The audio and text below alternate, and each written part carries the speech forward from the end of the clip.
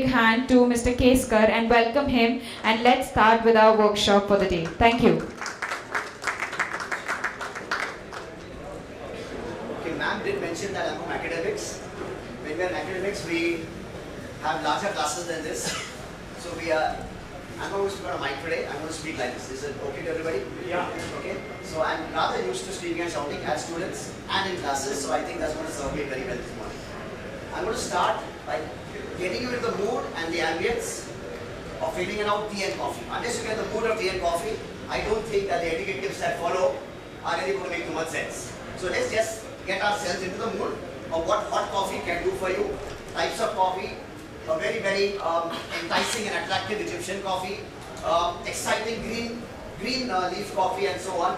Let's just get the mood, and then I'll introduce the persons with me for this morning's program.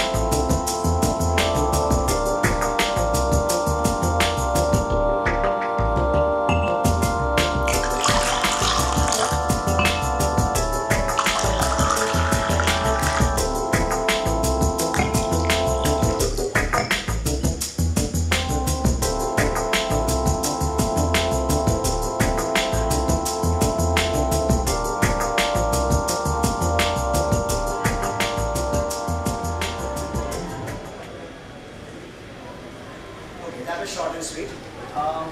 Let me introduce the students with me today. There's Miss Dua. She is the lady sitting over here, and that's Mr. Rohit Pradeep, and they're going to assist me today. And what I'm going to speak, they're going to try and demo for you so that the actions are as powerful, if not more powerful than the words. Okay? So here we go. What I'm going to tell you is going to give you a few tips.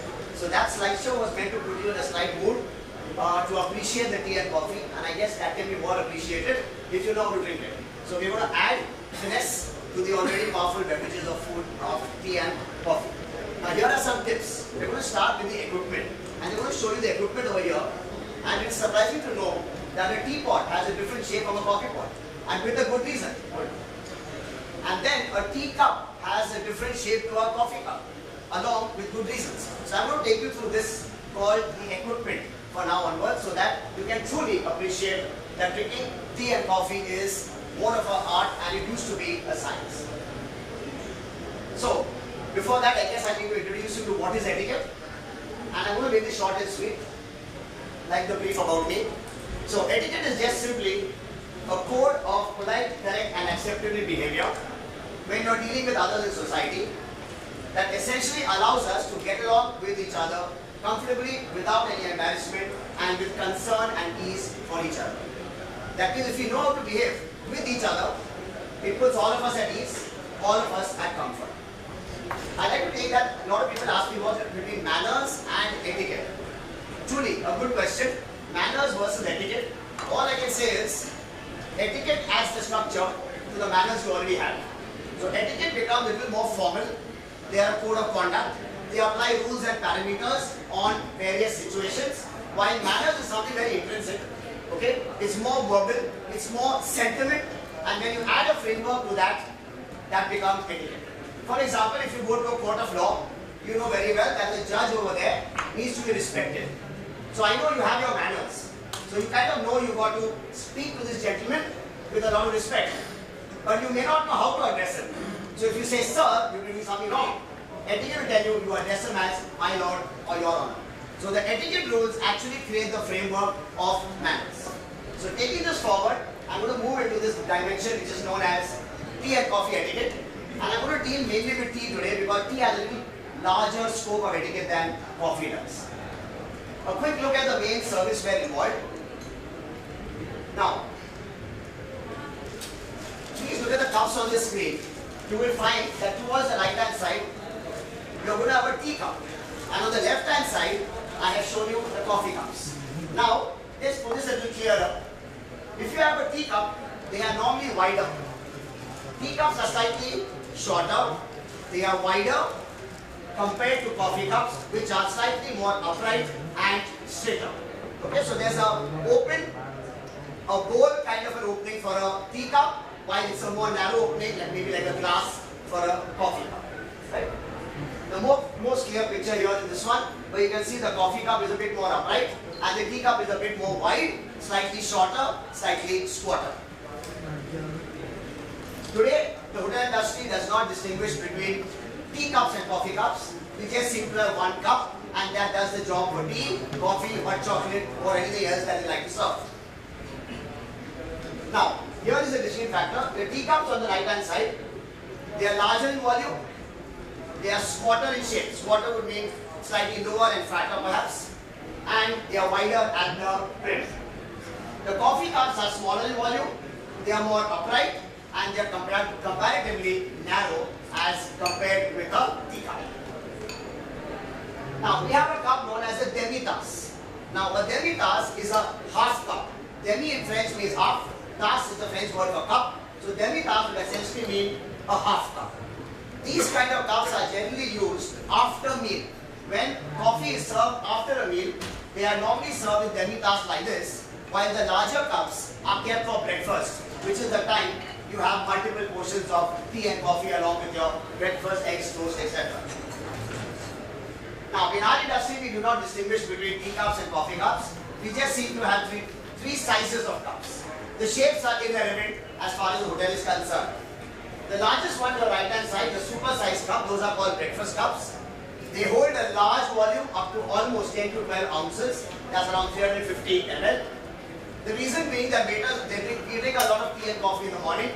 Waiters would not want to go on refilling the coffee to every guest, which would happen if the cups were slightly smaller. The next one is the standard cups over here, this one. And this one is the demi-tasse that I just showed to you, which I said was the half size, half portion cups.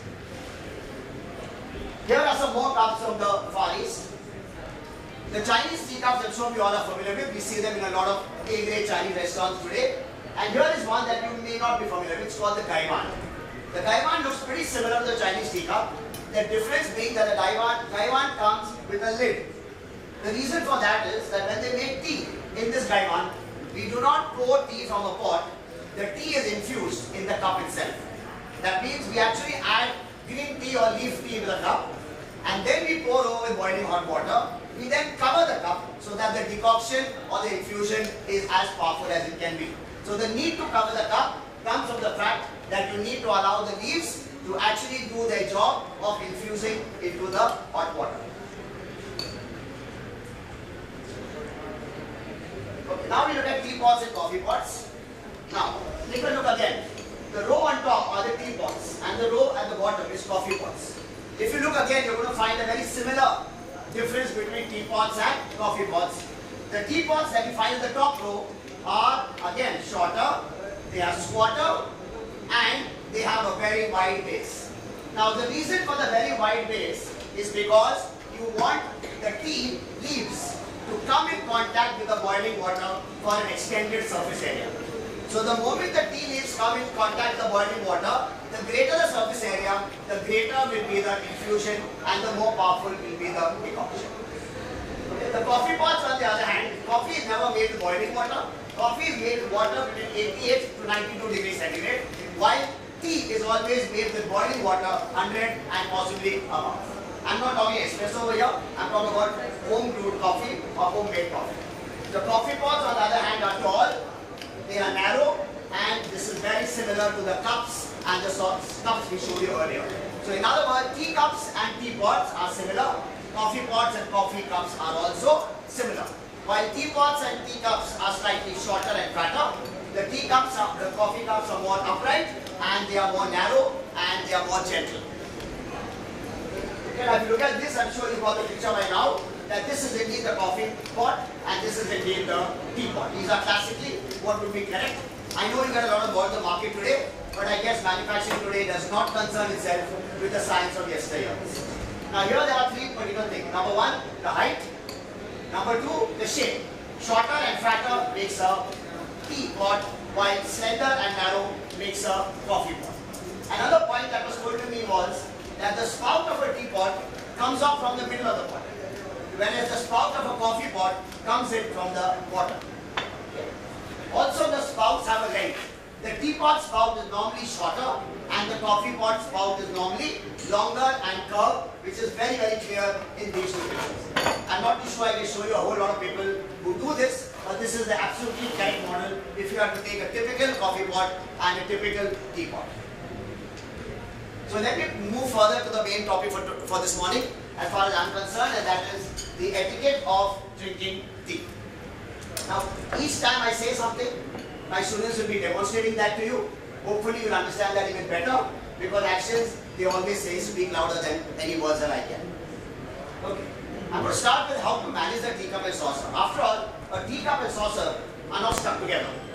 Okay, so they are normally two pieces, and you've got to manage it as two pieces in the proper manner in order that your etiquette and your finesse shows when you're dealing with people in society. So I'm going to take the first point over here that says, if you are seated at a table like they are seated, okay, the proper manner to drink tea is to raise the teacup only. You raise the teacup only. You do not lift a saucer along with the teacup if you are seated at a table. Right? And after that, you please keep putting it back into the saucer. So it's sip, place back, sip, place back. Okay, you do not pick up the saucer at any point in time. This is if you are seated at a table and you are being served tea or coffee. Now, it also happens that when you buffet tea, you don't have a table there. You just have a chair. Probably the way you are sitting right now. You don't have a table with you. In this case, this is what you do. Okay, you hold the tea saucer in your lap. So you hold the tea cup and saucer in your lap, and then you only pick up the tea cup and you raise it to your mouth. Do not raise the saucer, okay? And please put the tea cup back into the saucer. So once again, a very similar thing follows, that you do not actually bring the cup right up to your mouth or anywhere close to half your body. The last one would be in a conference. And this is quite common because you go for a conference and you're standing in the tea and coffee break. You're actually standing over there and you go to the tea coffee counter, you get your coffee or your tea, and then what you really do is you lift the saucer with the cup now.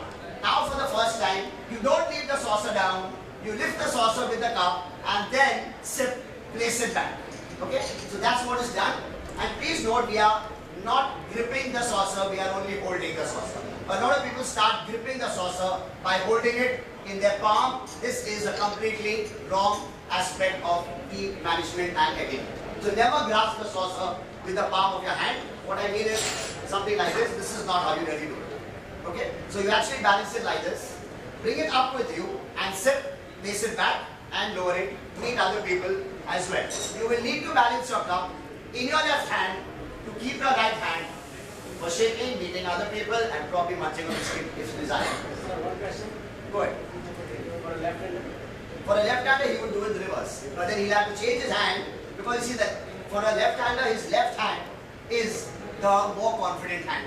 So yes, he would have to reverse the rules I'm saying, but only 22% are southpaws or left-handers in the world. So I think we'll make all these rules for the right-handers and we'll treat the...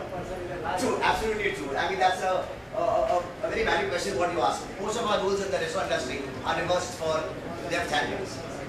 He would have to change the hand and then he would have to meet the other person with the opposite hand, the right hand with the right hand. Okay, so yes, that is going to be a little awkward, but then I guess left-handers have to bow down to the majority, which are the right-handed. Okay, now holding or grasping the cup. Okay, now they're going to just take a cup in the hand. They're going to show you how you need to hold the cup. There are people who hold it wrongly, but remember the handle of the cup is always meant for one finger. You are never supposed to push more than one finger into the handle. The handle is the looped area you see over here. These are made only for one finger gripping. You are not supposed to put more than one finger through that. So, if I put it in verse, this is what you do. A handle on the cup is held with the index finger through the handle. Index finger through the handle. Absolutely. So, the looped handle, only the first finger or the index finger goes. The thumb goes above it to give it the grip. Okay? The thumb goes above it to give it a grip. And the second finger goes below the handle. So there's a thumb support on top, there's a finger through the handle, and there's a second finger below. Now, the point is that you've got two more fingers. The other two fingers wrap inwards to complete the clasp or the grip. So the next two fingers follow the curve of the other fingers. So all your fingers are going inward, the other two also goes. Now here is something I shall put in red. Do not let your pinky finger point outwards. Pinky finger is your last finger. The littlest finger is called your pinky finger, and a lot of people have a habit of drinking coffee and this finger floats out. Okay? This is really not the done thing. But I must tell you, in earlier days, the reason was, you know, the really royal people in Britain used to always say, you are high society when you pick up a cup with 3 fingers. You are not high society when you pick up a cup with 5 fingers. So eating with 3 fingers has always been a touch of class. I think in Indian food we say, when you eat with 3 fingers. So somewhere along the line, eating with 3 fingers has always been a mark of slightly higher society. And in those days, to tell other people that you are using only 3 fingers, they should let go of the last finger, just to show you I'm using only 3 fingers. But later on that became a bit insulting, and today it is not the done etiquette to have your pinky finger outside while you are gripping the cup. Okay. Now we look at tea bag etiquette. A lot of the time today we do not brew our tea with respect to leaves. We are going to use tea bags to do this brewing. Let's see the right culture, the right etiquette of how to use tea bags. If you have a pot and you are making your tea in a pot using tea bags, then all you got to do is tie the tea bag to the handle of the pot and allow it to remain there for 3 to 5 minutes. Allow it to remain there for 3 to 5 minutes. After that, you will proceed to pour the tea into the cup. More than 3 to 5 minutes, you probably have a slightly bitter or an extra astringent flavor of tea. Point number 2, if you are served tea bags in a cup of hot water, which is normally a done thing perhaps on the airlines, I guess. You have a cup over there, the hot water comes in a cup and you're given a tea bag on the side. Obviously there are no pots, at least not in economy class of flights. And then the job to do is to steep it. Steep it, you allow the hot water to remain in contact with the tea bag for the same amount of time, around 3 to 5 minutes. Remove the bag with a spoon.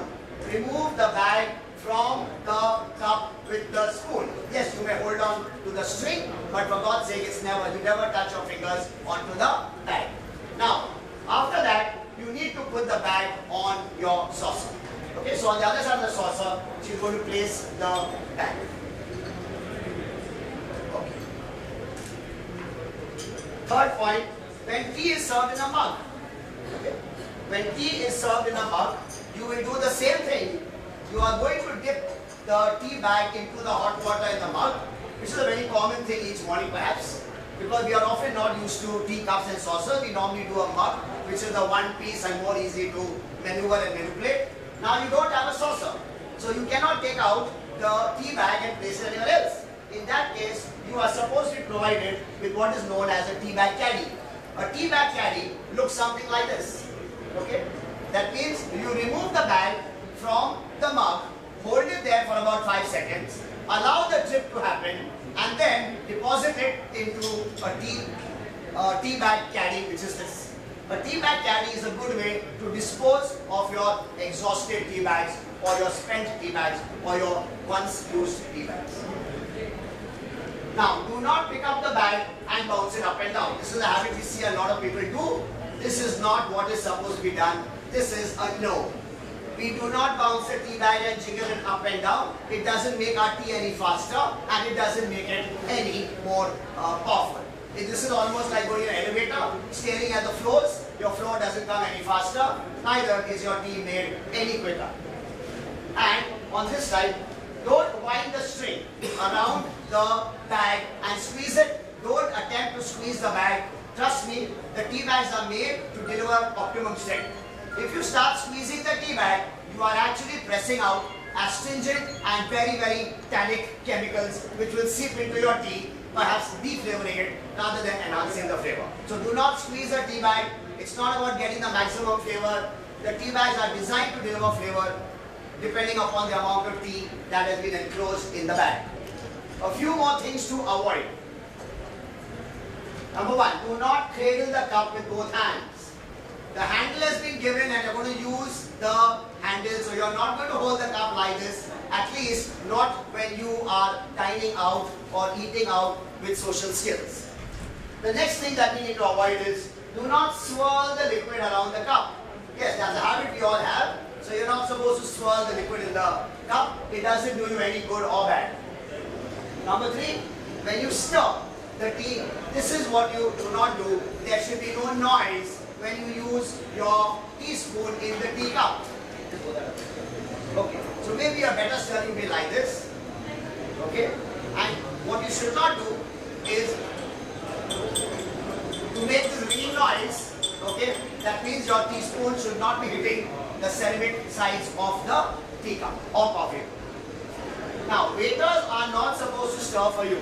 So after the tea and coffee served, a waiter is not supposed to stir the tea and coffee. That is entirely your privilege and your prerogative. So do not expect the waiter to come forward and stir it. This is because you are the person who knows how much sugar, how much milk. So at the end of it, you do the stirring. A waiter doesn't. Like a waiter doesn't come and wash your hands in a finger bowl, does he? So he's not going to stir your cup either. So do not wait for a waiter to stir the cup. But yes, you need to add your tea and coffee yourself. Now I need to find out whether things are going okay. I need to ask anyone in the audience, is that a good grip or a bad grip? Acceptable or not acceptable word of it? Absolutely not acceptable. This is an absolute no.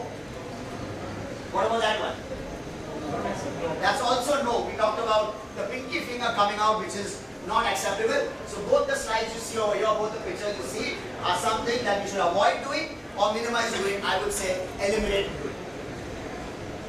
A few add-ons over here, and by add-ons I literally mean milk, I mean lemon, and I mean a few things that we actually add on. Number one, please fill cups only 3/4, because the remaining part of it is meant to take the milk, okay, to add some other flavorings, and your cup should not overflow because it makes it difficult to manage, handle, and bring to your mouth. So 3/4 is the kind of level that we advise. Cube sugar is ideal.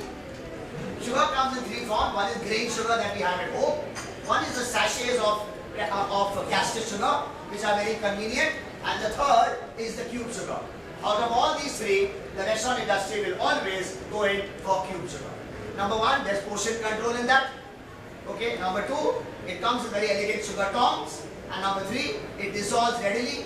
When you open a packet like that, you might mess up. On the table, there's sometimes a stream of powder before it reaches, or packets explode depending upon how you open them.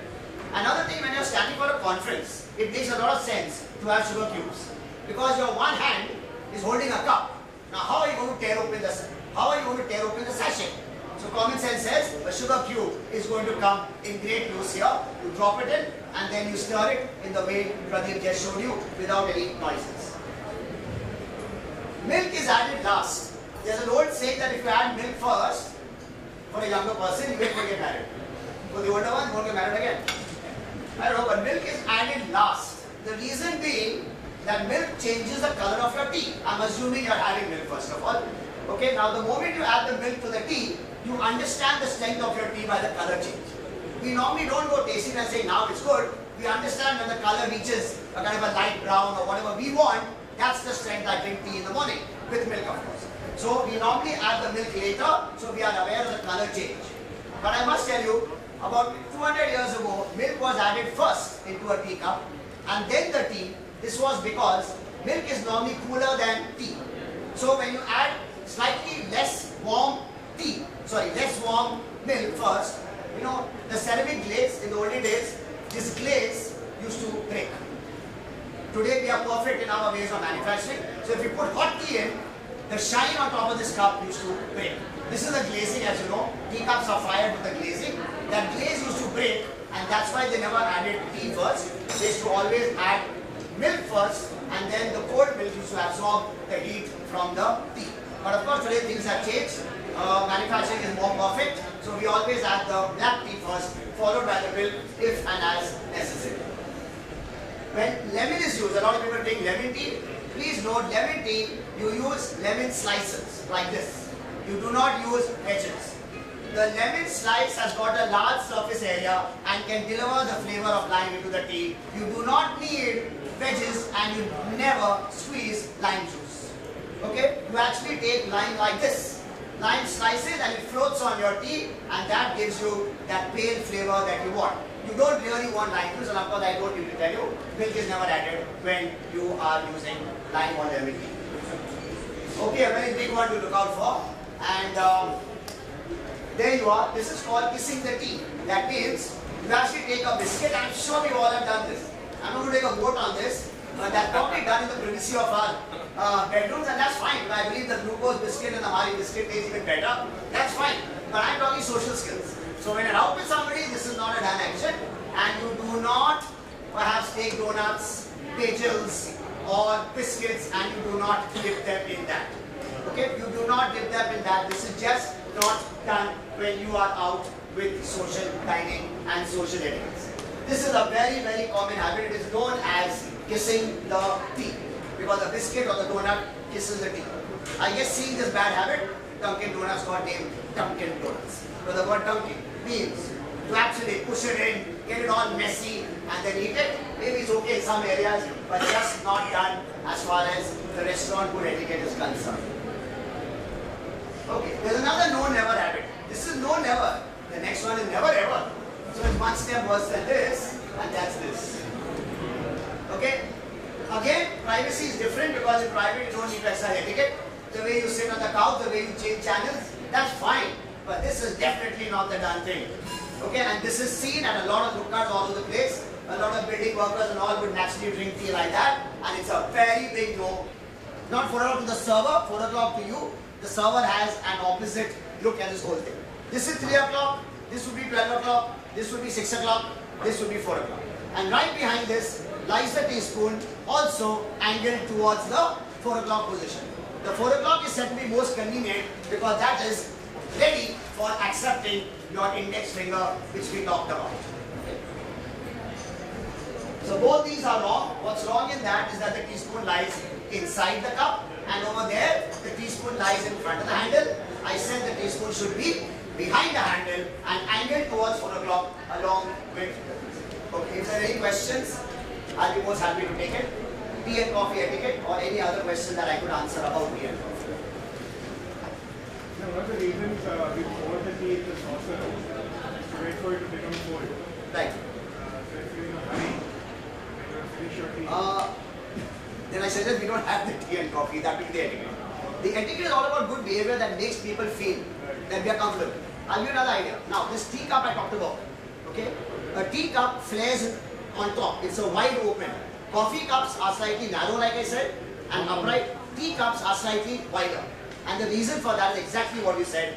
Tea will cool down faster when the surface area is wider. So when people actually serve you correctly, the tea in the correct cup, they are actually serving it to you in a wide-mouthed cup. And that wide mouth actually exposes a greater surface area, and therefore the tea does cool down quickly. Okay? Is it okay to blow in your cup when you're having it? Sorry? No, it is not okay at all to blow the tea cup or tea in the cup or the saucer. I think what we're talking about here, if you're in a hurry, is more time management. That's another module. I welcome you to our college for that as well. Okay? So that's more about time management. So you're right about that. We are in a hurry sometimes, but the etiquette of what to do and what not to do is what I'm trying to tell you. So yes, there are times that you would resort to shortcuts, but those shortcuts may not be taken very well as far as societal reference is concerned. Yeah. So I guess this happened in the morning when we all are running to work. So then the blowing of tea and coffee is okay because we are all with family members who do the same thing. So that's fine. Anything else? One general question, the homemade tea which we usually make and serve to our guests, if somehow it gets cold and the guest asks to again bring in more water, is it okay to reheat the... It's not okay to reheat tea at all. Absolutely, absolutely. You need to just, because one of the key things in making tea is freshly boiled water. That people understand the boiled water, they don't understand the freshly boiled water. It's the freshly boiled water that contains less minerals, less sediments, and can pull out a maximum flavor. Okay, it's almost like reheating French fries. Really not a done thing. You will get them warm, but you won't get them crispy. So there's a lot of loss of flavor when you stand tea for beyond 10 minutes. Like we said, tea bag tea is to be soaked for just 3 to 5 minutes and you pour yourself from now. Anything more than that makes your tea astringent and you lose a lot of the oxidative flavors. A lot of oxidation takes place and you lose almost 30% of the entire flavor of tea. So we do it, yes, but if you ask me, is that the right culture? My answer is no. We would ask you to wait for another 5 minutes, but it doesn't really take too long to cough up another cup of tea in a hurry. Anything else? Absolutely. Usually when we are at home, we don't boil the tea and put it in the tea pot and then serve it. It's always like we put the milk alone and also boil that. Absolutely. Is that right? No, it's not right at all because milk and tea never reach the same temperature together. Should never. Okay, the milk contributes because its temperature is lower than that of the boiling water. It actually offsets what the hot water does. So by boiling them over there, you're telling both the powerful people, pull me along, something is going to get messed up. Okay, I can't exactly describe what would go wrong, but I'm telling you that yes, the flavor would just not be what it wants to be. But I agree, that's the way we do it. We dump everything together, and I guess if you look at it carefully, the Indian chai is made that way, so I guess it's okay when you're here. But chai is definitely made by boiling ginger, masala, milk is a major part of the boiling. But then that's a very typical flavor that we all are used to. So I'm not saying right or wrong, because Indian tea is regarded as chai and has a separate meaning in most dictionaries. Okay? In fact, the British dictionary now put in chai not as a synonym of tea, but as a particular kind of tea that comes from India, which means we are right in the way we do it. We are right in the way we do it, but maybe wrong in terms of international etiquette is concerned. That's about all. But nothing wrong with that. As long as you like it, you like it. That's it. Sorry? Absolutely. We can't do without our chatpata and our masala put inside, and yeah, the tea takes a secondary seat and everything else. Ginger tea, that's why we are the largest nation to have flavored tea. So if you go to the New Zealand, you get lemon tea and rosemary tea and this tea and that tea. Where is good old black tea going? Yes, the idea is the way of making herbal tea. We are making Herbal tea. cup of tea. Herbal tea, yes. How? What is the method of? Herbal teas are known as tisans, T-I-S-A-N-E-S. The source of this tea, there is no tea. Now, tea comes from a plant called the Camellia sinensis. We are not talking about that plant at all. We are talking about a plant like rosemary. We are talking about basil. Okay, so they actually dry the leaves, they oxidate it, they shred it. When you look at it, it looks like black tea. Now, this is the infusion that we make with hot water. In other words, there is no Camellia sinensis. That means there is no tea leaf. The way we know tea in the liquids, this is absent in herbal teas at all. Now, there are two kinds. One is tea that is made from herbs directly, meaning the decoction is made directly from dried marjoram or dried basil or dried tulsi or dried rosemary. Whereas the other one is flavored. So I can have a cardamom flavored tea. It's regular black tea plus the flavor of cardamom deposited. That is not what we call herbal teas. The real herbal teas are actually boiled and infused from the dried version of the herb which actually makes the herb flavor stronger when you try it in retail. And it is made at a slightly lower temperature, sir. You never boil the water because a lot of the essential oils will start disappearing if you add boiling water into herbal teas. So my question is, first you have to pour that tea inside a cup and then Yes, we normally take a measure of correct in the cup and then we add water at only 80 degrees. Here we don't call it decoction. We call it steeping. That means we are just allowing the flavor of those herbs, dried herbs normally, to pull out into the warm water. I will still not call it hot water because that would mean a loss of flavors rather than retention of flavors. that temperature should be correct. 80 degrees. Even if you look at green tea, sir, it's 80 degrees every 10 minutes. The Chinese would infuse their green tea at 80, they would never use 100 degrees. Chinese, usually what is Chinese is tea is served in the pot Yes. and the tea is already inside leaves. Leaves and are the placed. lid is on the top. Absolutely. And it is kept. While Yeah, we are but when playing that around- happens, we use a strainer along with it. Because there's a chance of the leaf actually getting deposited into your. So we have a strainer is strainer. kept in the cup. The strainer. In the cup itself. Yes, the strainer balances on the cup edge, and then the strainer has its own drip hole. That means after you finish using the strainer, you deposit it into what is called a slop basin, which means the last few drops would drain into a stainless steel slop bowl or small basin below the main strainer. Yes, absolutely. Anything else? Can we let the tea bag remain in the cup while drinking? No, you should not, because like I said, tea bag in the cup or pot creates greater astringency.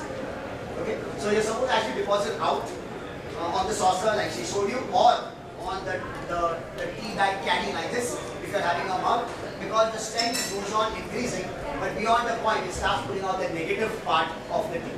Tea has got a whole lot of, it's actually, I say, is very positive to 90%. Beyond that point, if you start putting out even more, you actually have astringencies and other problems. It does not really go, all the way up to 100%. Saying everything is good in tea. No, not really. And many people drink tea these days by putting the leaf on the cup, okay, pouring boiling water. Absolutely. Leaf settles down. Absolutely. Is it the same way to drink tea? This is the same place. Yes, you can do that, but you have to watch what happens somewhere towards the end.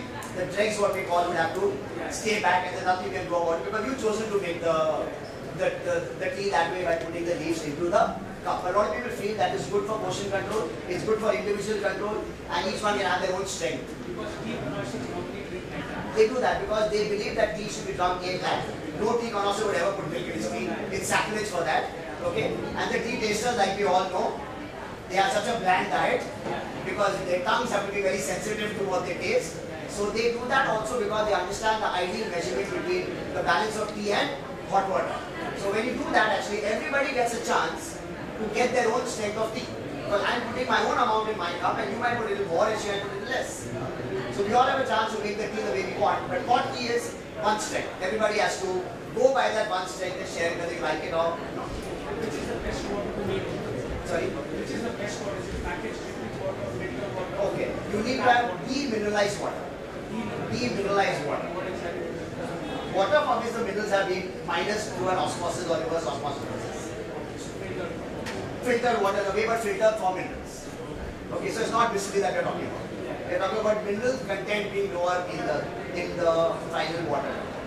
Demineralized water, that's what we say. Anything else, or can I hand you over to Chef Yogesh?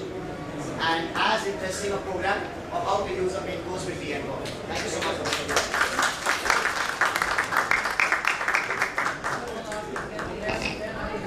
It will be loaded on our SRHF website. Please pick it up. It will be available from Tuesday onwards. Thank you so much. I think we all were unaware about the etiquettes that you taught us in this presentation. It was very useful for us. Thank you so much.